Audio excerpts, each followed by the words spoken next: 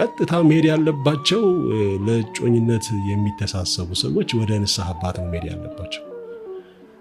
በየትኛውም መስመርና የህይወት ግንኙነት ቢገናኙም ወደ ቤተክርስቲያን መሄድ አለባቸው። ምክንያቱም የንስሐ አባት የልጆችን ከውስጥ ጀምሮ ያለውን ነገር ከልባቸው በእግዚአብሔር ፊት እግዚአብሔርን እያሰቡ ለካህኑ የሚናገሩ ስለሆኑ በደንብ አድርገው መስመር ሊያስይዟቸው፣ ሊቃኟቸው፣ ሊሄዱበት የሚገባውን መንገድ ሊያሳኟቸው ይችላሉ።